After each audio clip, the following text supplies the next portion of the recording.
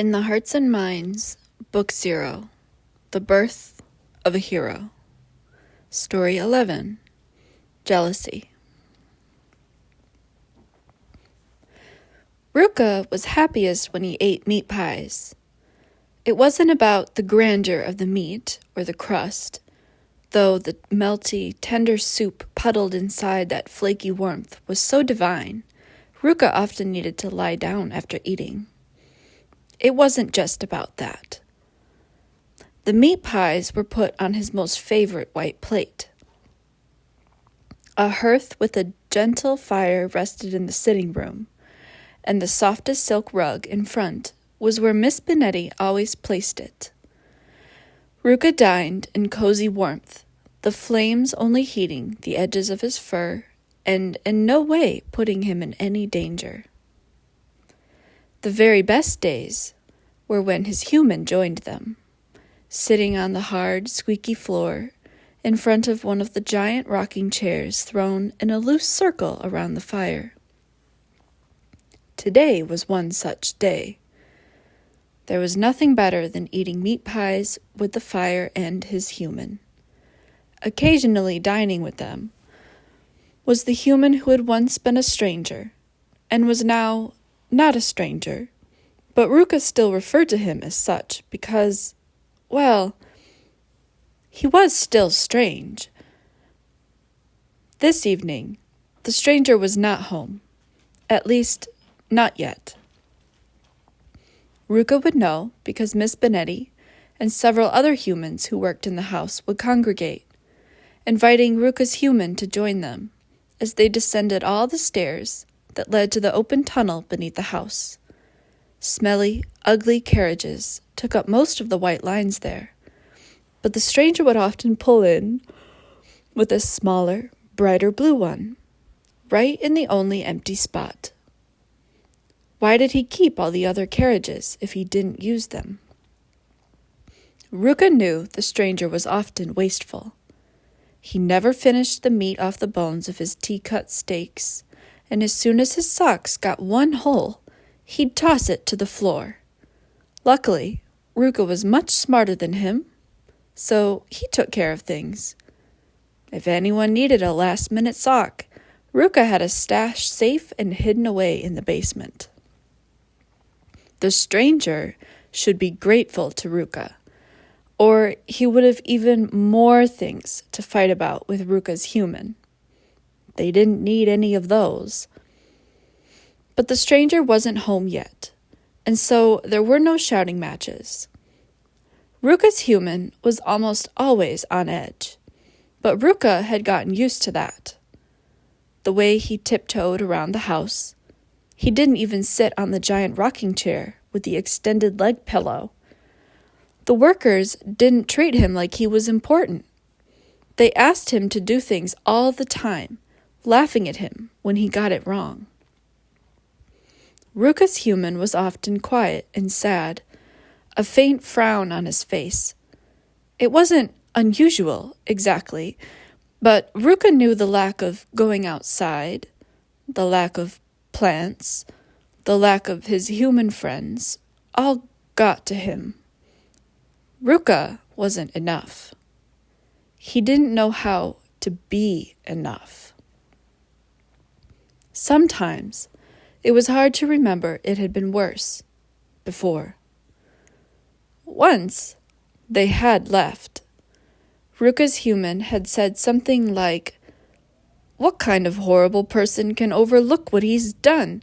The loyalty test, the frosted. He's even worse than the old king, isn't he? How can I stay here? What does it say about me that I would even contemplate staying? I used to be an investigative journalist, for God's sake. Where is my professional integrity?" The words had been meaningless to Ruka, though that didn't stop his human from repeating them 1,000 times. They'd fled during the day, when the stranger was always out. At first, they'd tried to stay with one of his human's friends, but they didn't care much for Ruka. He prepared himself to be abandoned, but his human had only thanked his friend for trying and took Ruka on his way. Instead, they'd ended up in a tilted apartment with tilted humans. Ruka's fluff fluffed even more when they were around. He didn't like their eyes, grinning, while their mouths were smoking. He didn't like their hands, lingering, still smoking. The stains on their fingers always made them smell, made his eyes water. Ruka despised smoke.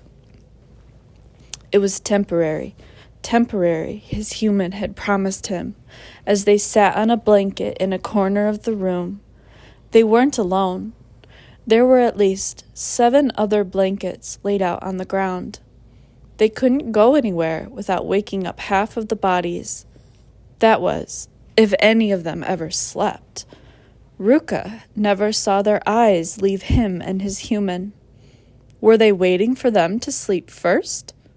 Why? As promised, they didn't stay long. The stranger eventually showed up in the dark morning hours a couple of horrible, sleepless days later, banging on the door with a suddenness that sent most of the occupants running to the dark hallways branching out of the room. Some even climbed out the window, squeezing between the metal piece that held it ajar. Most humans were not skinny enough to do such things. Ruka himself was far too fluffy. Perhaps these humans were so ill and thin because they didn't sleep?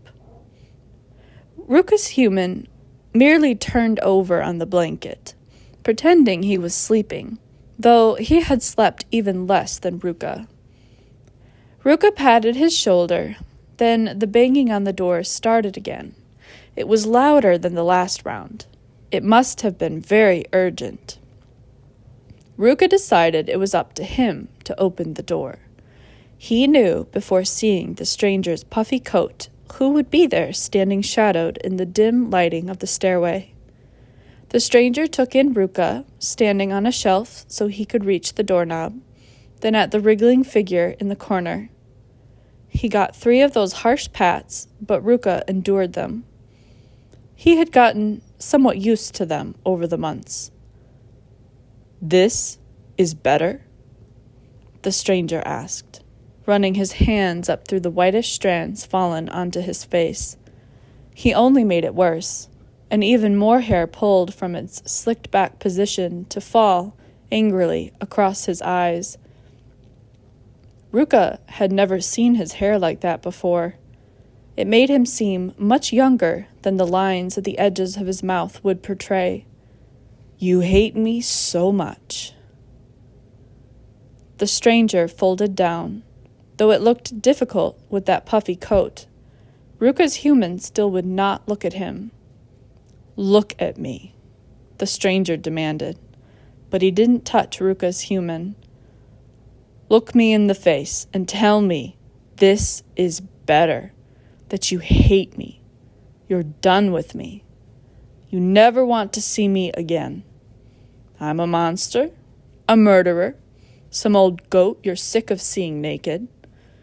When Ruka's human at last spoke, it was with a tight voice that Ruka didn't understand. He breathed more between words, taking his time, as if carefully controlling each noise leaving his mouth. "Why do you always bring up your age?" he said.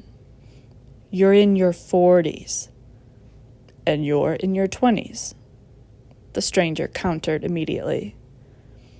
He reached out a trembling hand, pushing Ruka's human to lie flat.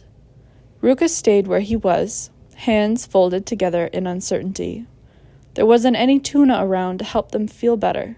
He was out of ideas. "It makes me nervous when you leave the house. I know what desperate youths are like. I know what boys who like other boys are like when they become new adults and think they have more control over the world than they ever did before. Double bonus if there's a war going on. Everyone's more forgiving, see? So what if the public sees two men kissing? They could die tomorrow. What are you even saying? You're everyone's type, the stranger exhaled, messing up his hair again. You don't even realize it. There's this golden halo around you, and it beckons only the worst sort, only the men like me. What can I offer you? Eternity? We won't have that. Sooner or later, you'll figure that out. And it could be any time you leave the house. Because if it was me, 20 years before? The stranger paused. Ruka couldn't see his face. But then he scoffed. There'd be no chance in hell I would leave you alone. Ruka's human didn't move at all. He gave another long, suffering sigh. You're jealous of everything, but you're never home.